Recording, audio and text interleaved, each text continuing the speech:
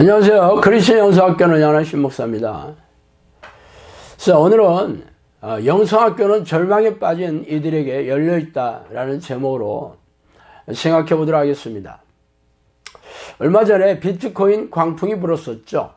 수익과 손해는 거의 도박 수준이었지만 일확천금에 눈이 먼 사람들이 한여름밤의 불나방처럼 모닥불에 뛰어들었습니다. 많은 이들이 그들의 어리석은 행태를 비난하지만 답이 안 보이는 현실에 절망하는 젊은이들이 이러한 무모한 일에 인생을 걸고 있죠. 그러나 세상은 그런 일들이 반복되고 있습니다. 사실 그동안만 해도 수많은 사람들의 마음을 빼앗은 다단계 사업이 그랬었죠. 이런 일들이 반복되는 이유는 인생의 불행에 빠져서 도저히 희망이 보이지 않는 사람들은 지푸라기라도 잡으려고 하기 때문입니다. 이런 일이 교회에도 있습니다. 한 줄기 희망을 품고 교회와 나갔다가 세상으로 도로 되돌아간 사람들이 1000만 명이 넘는다고 합니다. 지옥에 던져질까 두려워서 그냥 교회에 눌러 앉기는 했지만 행복한 삶의 희망을 포기한 교인들도 적지 않습니다. 세상을 다스리시고 인간의 생사복을 주관하시는 하나님을 섬기는 교회에서조차 왜 이렇게 실망스러운 일이 일어나는 것일까요? 12해를 혈루증으로 앓아온 한 여자가 있어 많은 의사에게 많은 괴로움을 받았고 가진 것도 다 허비하였으되 아무 효험도 없고 도리어 더 중하였던 차에 예수의 소문을 듣고 무리 가운데서 끼어 뒤로 와서 그의 옷을 대니 이는 내가 그의 옷에만 손을 대어도 구원을 받으리라 생각하며 일러라. 이에 그의 혈로 근원이 곧 마름에 병이 나은 줄을 몸에 깨달으니라. 마가복음 5장 25절에서 29절 말씀입니다. 지금 제가 말씀드린 여인은 고칠 수 없는 혈루증으로 의사를 찾아다니며 전 재산을 털어넣었지만 병만 도리어 깊어졌죠. 그러나 그녀는 예수님을 찾아와서 옷자락에 손만 대어도 낫는다는 믿음으로 소원을 이루었습니다. 그래서 우리는 성경을 읽으며 이 여인의 행동에 용기를 내어 교회에서 시키는 대로 각종 희생적인 신앙행위를 통해 믿음을 보여왔습니다. 주일 성수와 11조, 새벽기도와 각종 교회 봉사까지 또한 지갑을 탈탈 털어놓고 파김치가 되도록 인생을 털어가며 교회 마당을 밟고 있죠.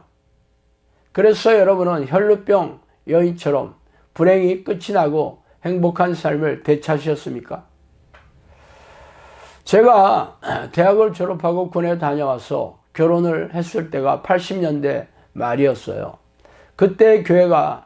그때 우리네 교회가 최전성기였어요. 당시 제가 서울로 올라와서 다니기 시작한 교회는 겨우 수백 명에 불과한 중견교회였는데 제가 10년이 조금 넘게 나갈 때에는 무려 10,000명이 넘는 대형교회로 급성장했어요.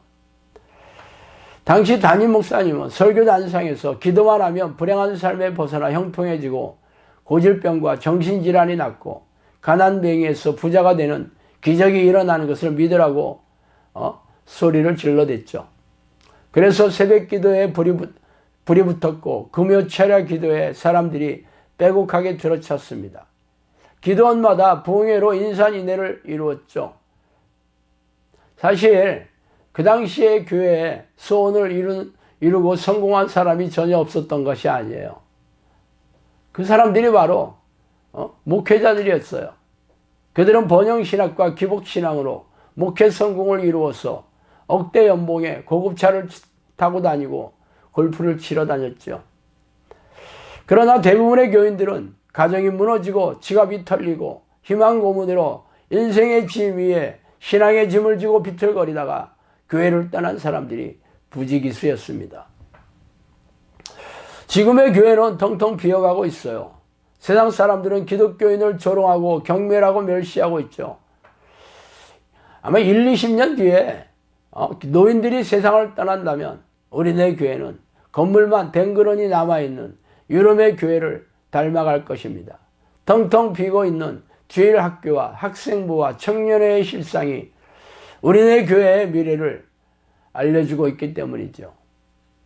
그래서 목회자들은 자신의 교회에 남아있는 교인들이 다른 교회로 옮겨갈까봐 교인들에게 각종 감언이설로 귀를 가렵게 하는 축복과 덕담과 위로와 격려로 도배하다시피 하는 설교로 빼곡하게 채우고 있죠. 그래서 당신은 교회에 와서 삶이 형통해지고 행복해지셨습니까? 고질병이나 정신질환이 낫고 악성부채가 해결되어 빈곤층의 삶이 부유하고 넉넉하게 회복되었으며 직장과 사업은 불행의 여파와 상관없이 잘 번창하고 있으며 자녀들은 우등생이고 모범학생이며 갈등과 싸움으로 상처만 주고받던 가족들은 용서와 화해로 사랑이 넘치는 가정으로 바뀌었으며 고단하고 팍팍한 삶에서 평안하고 형통한 삶으로 변화되셨습니까? 만일 교회에서 시키는 대로 모든 예배에 성실하게 참석하고 11조를 비롯한 각종 헌금을 넘치도록 드리고 새벽 기도회에 성실하게 참석하고 각종 교회 봉사에 열정적으로 참여하는 희생적인 신앙행위가 하나님을 기뻐하시는 믿음이었다면 그렇게 되었겠죠. 만약 그랬다면 지금 우리네 교회가 사람들로 발 디딜 틈이 없이 인산인해를 이루고 있을 것입니다.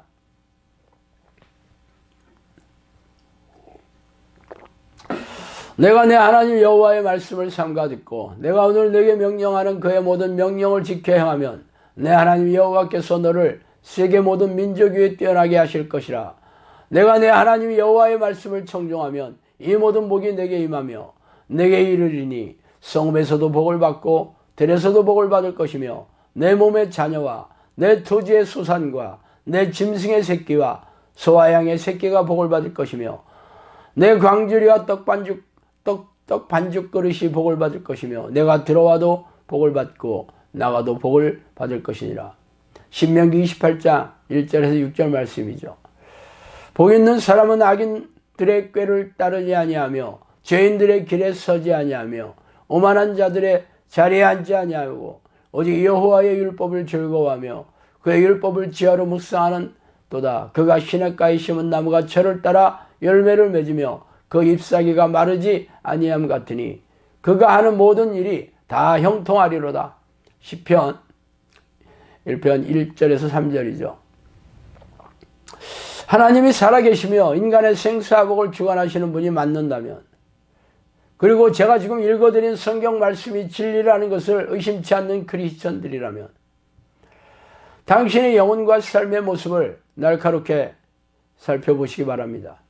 그래서 당신이 지금까지 교회에서 시키는 대로 교회 예배의식에 참석하고 희생적인 신앙행위가 하나님의 명령을 지켜 행하는 것이고 하나님의 말씀대로 사는 것이라면 당신의 삶에서 하나님의 약속을 증명해 보이셔야겠죠.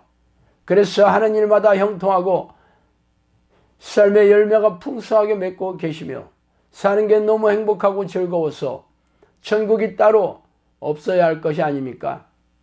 아니라면 당신의 신앙행위는 하나님과 아무런 상관이 없다는 것을 증명하고 있다는 것이죠. 바리새인과 서기관들을 보세요. 그들은 우리네 교인들과 비교할 수 없을 정도로 성경을 통째로 암송하였고 안식일과 십계명을 철저하게 지키고 11조 하루 3번의 기도 그리고 600여 가지가 넘는 율법의 조항들을 철저하게 지켰습니다. 그러나 그들은 예수님으로부터 독사의 새끼라는 저주를 들으며 지옥의 불에 던져졌어요.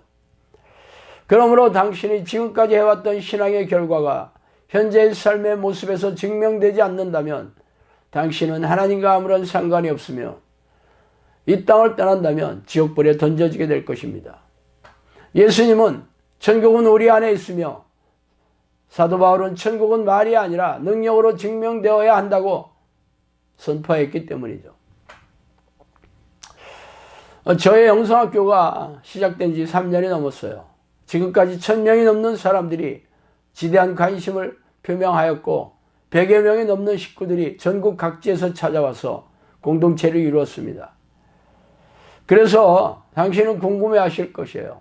저의 영성학교에 온 사람들이 불행한 삶에서 행복하게 회복되었냐고 말이죠. 그래서 오늘 제가 이 말씀을 드리는 이유예요. 궁금하시다면 여러분이 직접 눈으로 확인해 보시라고 말씀드립니다. 확인해 보세요. 진짜인지 아니면 가짜인지. 자, 오늘 여기까지 하겠습니다. 감사합니다.